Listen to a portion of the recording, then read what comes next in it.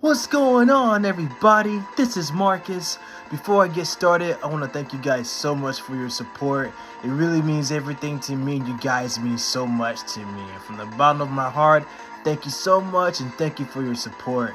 For those who are new to my channel, for those who are seeing it for the first time, make sure you like this video, share this video, subscribe to my channel, and make sure you hit that bell to enable notifications whenever I drop a video. And we're going to always keep this thing rolling. You guys' feedback means so much to me, so thank you all so much for everything. I won't be able to do this without you guys, so make sure you share my video and spread the message on the road to 1,000 subscribers and higher. So we just thank you guys so much for everything that you're doing, and it means so much to me. So I love you all so much, and thank you for everything. So let's talk about She-Hulk episode 6.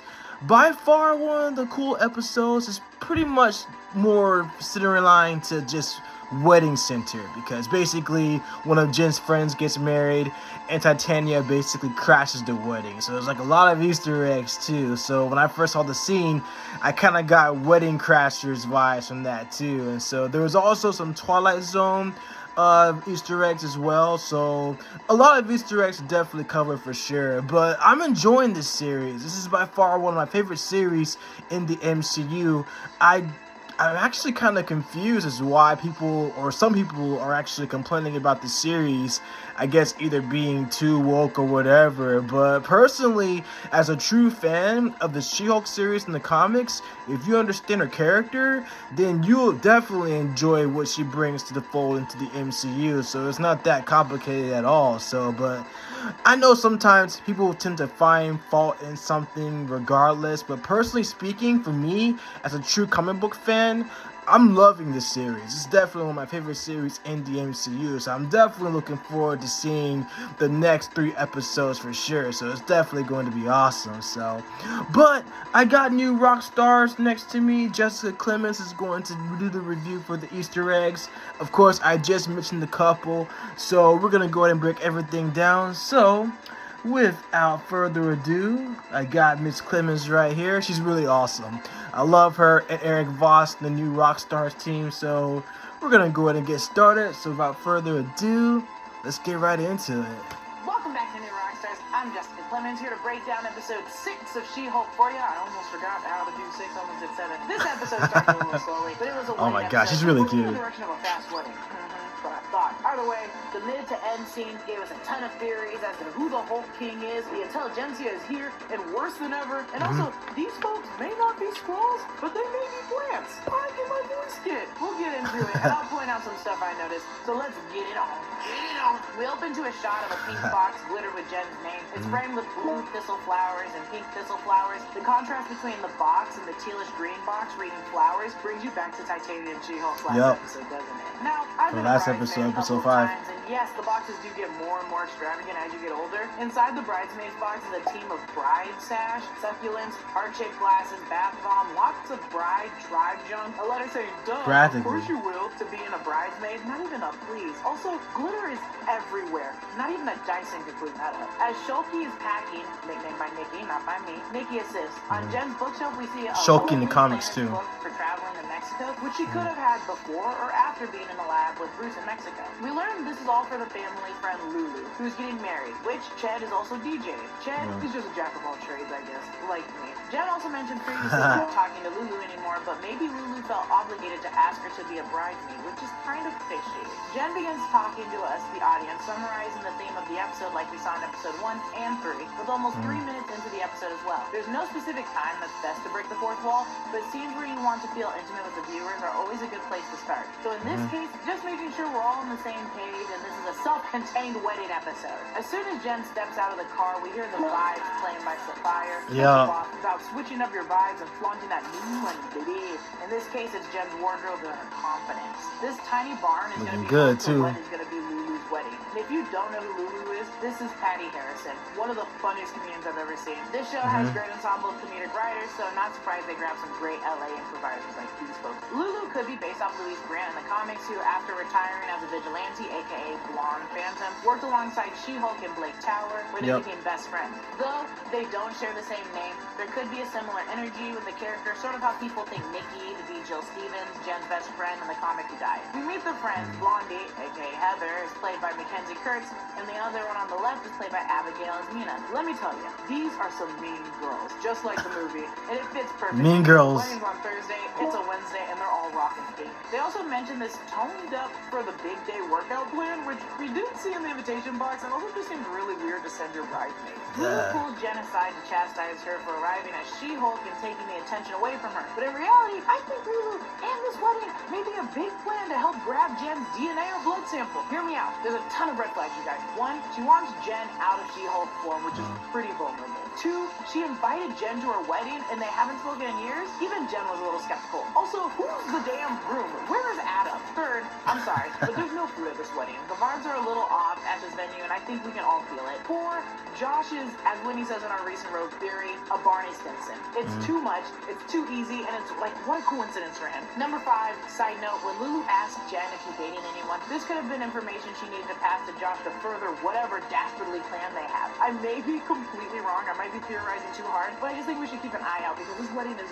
very weird. Our new title card this week says, just Jen, attorney at law, and I love it. Yeah, More me too. between her and She-Hulk, but this time it's like every bit of confidence boost that She-Hulk needs. Man. You know, it's like She-Hulk she is takes gorgeous, 1 step forward though. and 2 steps back. Oh, I'm just here for it. Titania. Now, our B story, that is Mallory working with our new client, Mr. Hollis, aka Mr. Immortal, played by David Pasquesi. You might have seen him from Book of Boba Fett. Yep, Mr. Book of Immortal Boba is one Fett. of the saddest heroes because he is cursed with the power of immortality, which you can imagine is probably horrible. Every Twilight character had a horrible life. I'll give you a little bit about Mr. Immortal, aka Craig Hollis from the comics. He was first introduced in the 80s in West Coast Avengers. In the 2005 Dan Slott run, we learned since he was little, Death Urge was a part of his life. Yep. Basically like the Grim Reaper. Death Urge was around, usually in bad light, to take people away from Craig in his life, like Craig's dad during the fire that he started, and his first love who committed suicide. Craig had tried even taking his own life many and many times, even pleading Death Urge to take him, but he refused. Once he aimed to become a superhero with his powers, he found his calling. He also found a team, one being the Lightning Rods, which were made to mimic the Thunderbolts, and once they found out the Thunderbolts were actually the Masters of Evil, they sided with S.H.I.E.L.D. to stop them. I have the Mr. comic, Immortal too. can have a lot of little ties to our MCU storylines, but this Mr. Immortal looks like it's taking a different route. But I wouldn't shy away from Mr. Immortal in the comics. His backstory is very grim, yes, but it's an interesting read, and I actually really enjoy it, so you should check it out. So we see where Mr. Immortal is there. I have He's the been trying to comic. divorce his spouses, but we see he's been dying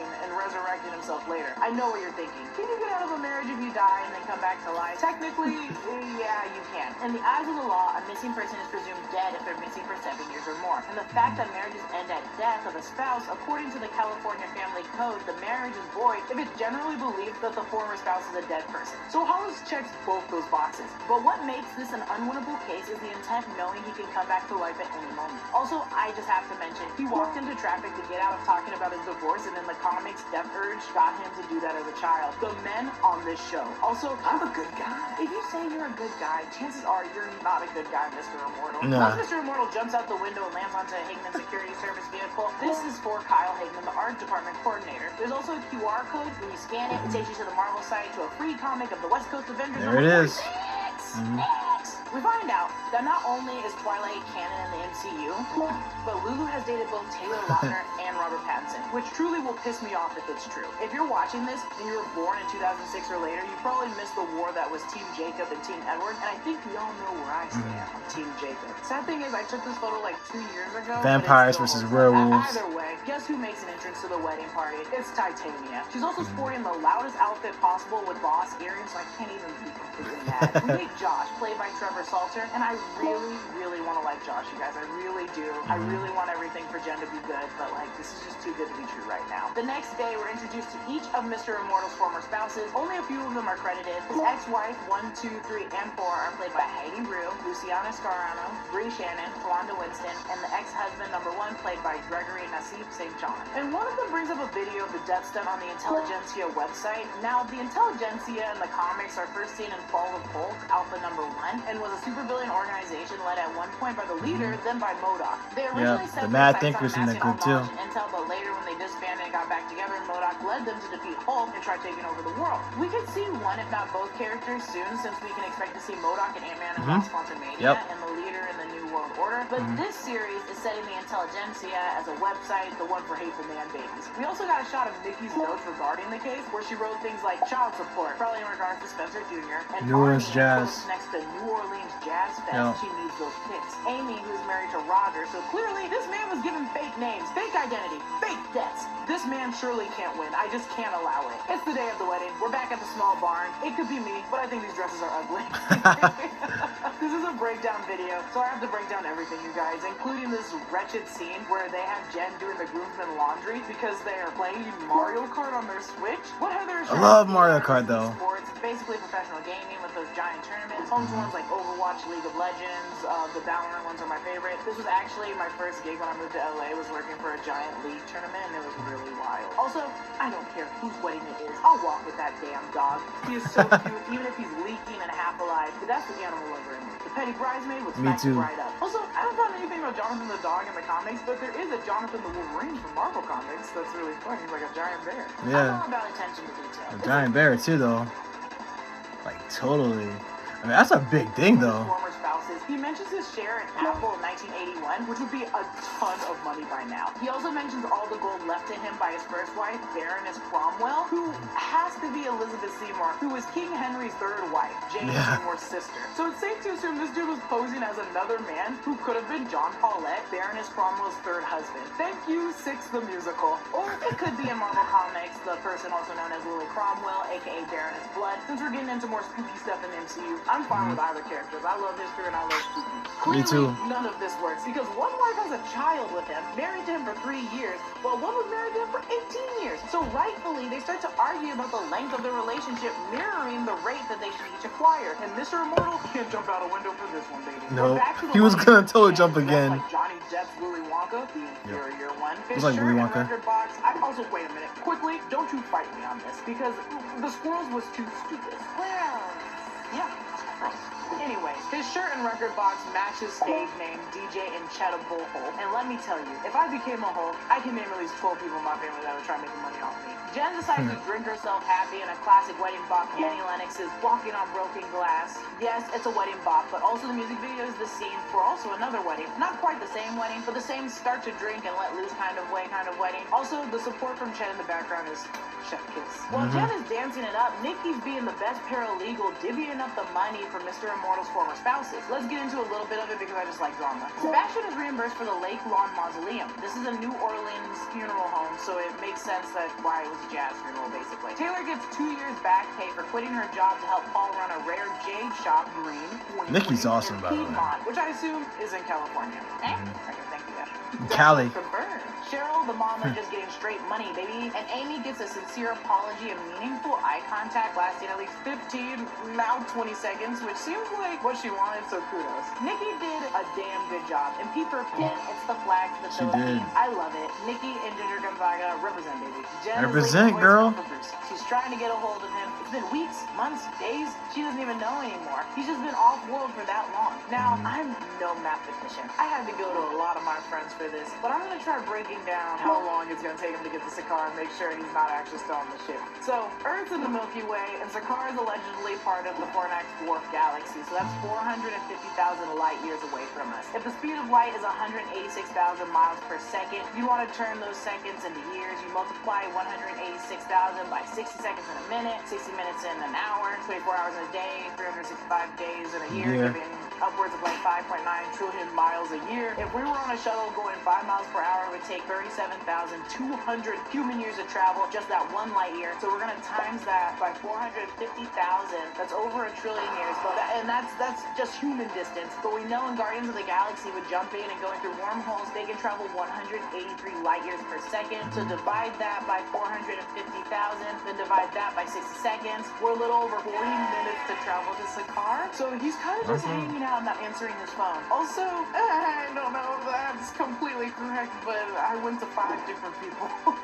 We get our second fight between Titania. The math sounds right, though. Personal. and Jen is drunk. Let's remember that in episode 2, when She-Hulk changes to Jen, it's a different metabolism, so Jen can still get super drunk. During the fight, Titania asks if Jen is not going to turn, which I mentioned before, but reminds me of my favorite fights in the comics between the two, where they're sort of sparring like fights. It's all just personal, just a nemesis and a hero, 1v1. This is giving the exact same vibe. Jen Yeah, it's that stops her same plate and vibe. makes ripples in the ground, throwing Titania, and it's sort of like the ground pound done in episode 1, as the supportive cousin plays Electric Boogie by Marcia Gerthitz. That it's electric. I don't think I can sing anymore, or we get in trouble.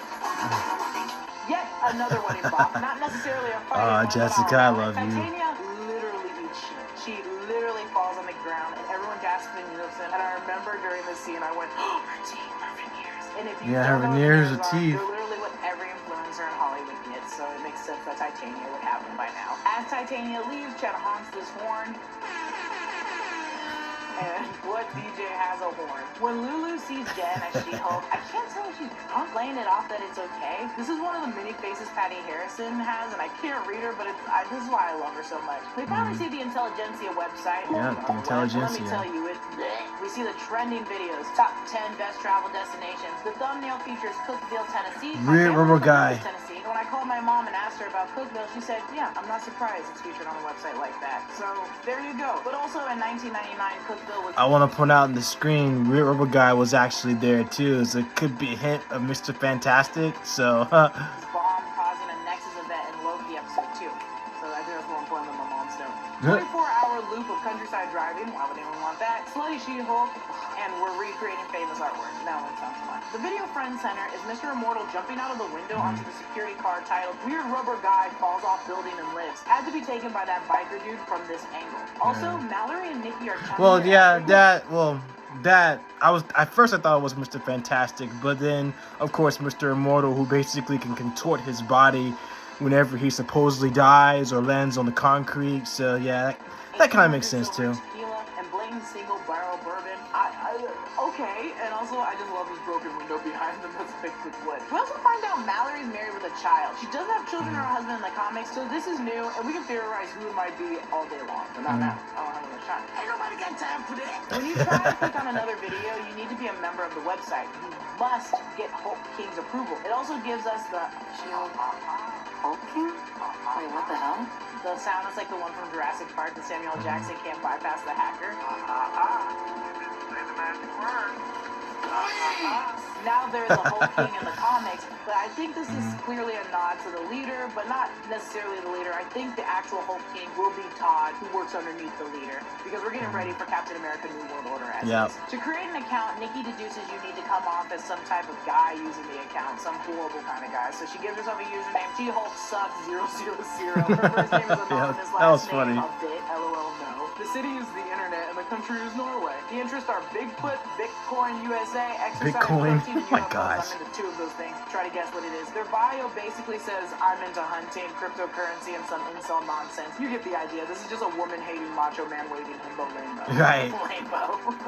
Rainbow. Behind the account sign up, we can see we're on the Cancel She-Hulk page. So if you're making a new post, it better be about canceling She-Hulk. And an ad for Pixel playing Cloud. There's already some lame post posted 3 hours ago about, "If she were a man, she'd be canceled already." The top trending channels in the last 24 hours are She-Hulk at number 1, images, heroes, movies, and memes, of course. This site is like a manhole Reddit, and these reactions are dark. I'm not even going to get into them because they're just too dark, and I don't want to get into that. Before you're like, "This is too much, it's not realistic," I just want to remind everyone, this is sort of basic human reaction internet trolls have to change. Example A, our live-action Little Mermaid. They're reacting the exact same Oh my way, gosh. so it's not too much. Like I mentioned That's earlier, just ridiculous, though. Haley is gonna kill it as Ariel. So I mean, this whole thing about her and her skin color is just ridiculous. I mean, Ariel, regardless, is a beautiful girl anyway. So it's just, it doesn't matter, you know. The Intelligentsia just wanted to amass all knowledge and send it between villains, so a heightened version of that in the MCU would translate to something probably this dark, like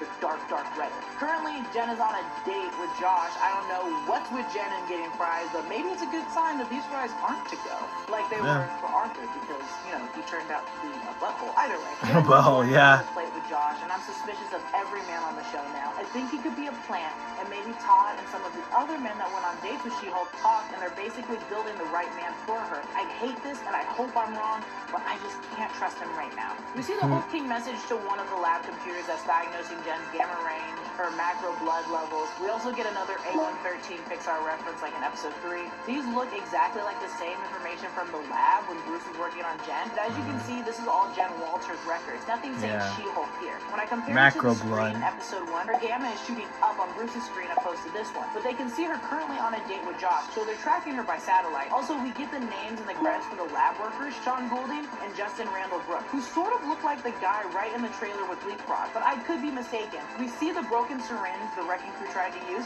Now, we don't necessarily know if this new syringe is vibranium. Shoot, it could even be adamantium. Adamantium? Adamantium? Adamantium? Here sounds better. They mentioned vibranium with Todd. My skin is impenetrable, at least with anything on Earth. Isn't vibranium?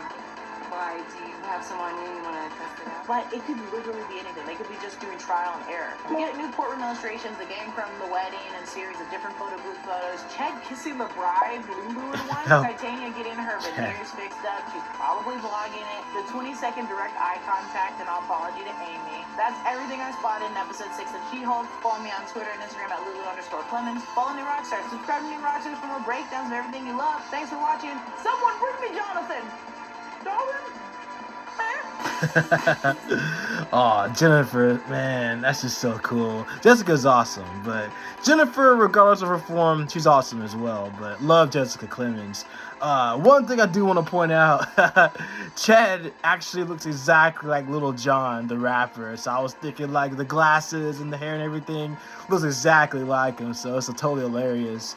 But yeah, what I do want to point out is I do have the issue here of the West Coast Avengers issue 45. This is actually Mr. Immortal, his first appearance. He joins the Great Lake Avengers. That's Big Bertha, Dinosaur, Doorman's right there, and that's Flatman. And so he's the leader of the Great Lake Avengers.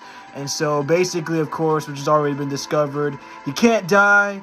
That's basically his superpower. No matter how severe he gets hurt, he's impossible to be killed. Even though he uses his abilities in most circumstances in the comics, but in episode 6, he's actually using his abilities to get out of his marriage. So it's hilarious, but it's sad at the same time too, because he basically uses that as a crutch to get out of confrontations in the marriage and relationship. So you kind of wonder if he has to either pay alimony at the same time too. So, but besides the point, his background story, which has already been discussed, totally sad, even though it's eerie, but it's fascinating at the same time too, because Deathverge was basically trying to take Craig in the first place anyway, so especially with him being responsible for killing his parents and everything like that. So, but he's a great hero, fascinating hero. He basically tells like a lot of jokes. Most of them are pretty much what they call like either morbid jokes and stuff like that. So deathpan jokes to pretty much kill the mood. I mean, especially if you have the powers of immortality at the same time. So it's like, hey, you know, if you see people that you know that are like, you know, that have gone on and you're still immortal, it's just, you know, it's kind of like an eerie thing. But he's one of my favorite heroes though, so I definitely like Mr. Immortal, and this is also a good issue too, so I'll definitely get those graded, because most of the comics that I have, most of them are graded, but I'm gonna get this one graded as well. So, but other than that, I definitely enjoyed episode 6, definitely one of my favorite episodes, and like I said, I'm enjoying She-Hulk. It's one of my favorite series so far, and like I said, the fight scene between Titania and She-Hulk is just like in the comics as well, because like Titania is so petty when it comes to She-Hulk, because the fact of the matter is most of it is just based on borderline jealousy with her. So that's pretty much what that is. I mean, both of them are strikingly beautiful women in the MCU and in the comics as well, but you can clearly see that Titania suffers from like an inferiority complex. So, but besides the point, I'm looking forward to seeing the Influencia, getting more information about the the quartet, about the organization. I'm looking forward to seeing more whereabouts about the leader. So, and then of course, the MODOK coming around the corner for Ant-Man, the Wasp, Quantumania. Definitely looking forward to seeing that too. And then on top of that, we'll pretty much get more information about, maybe we'll have a chance to see AIM maybe. So it could be a possibility for that too, though. Advanced Ideal Mechanics. Therefore, they're another terrorist group in the comics as well. So, but besides the point, you guys, thank y'all so much. I'll definitely have more information, and I have more stuff to pretty much post on my channel, so you guys stay tuned and make sure you like, share, subscribe to my channel. Also subscribe to New Rockstars. Those guys are always awesome too, so make sure you do that as well. But I love you guys so much. I'll definitely do episode 7 this week when it comes out for She-Hulk Attorney at Law, so be on the lookout for that. I've definitely got more material coming up as well, so you guys make sure y'all be on the lookout for that. So, but I love you guys so much. Continue to spread love, stay positive, always be happy, and always do your part and just make a difference no matter where you are. So, but I love you guys so much. Thank you for everything. Excelsior. I'll catch you on the next one.